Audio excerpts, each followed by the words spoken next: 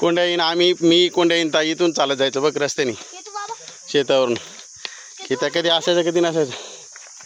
चलो कसा रस्ता आहे बघ. रस्ता बघ पुढं समोर कसा आहे. येस चला. उन्हात पण सावली असते इथं बघ किती छान पूर्ण झाडातून.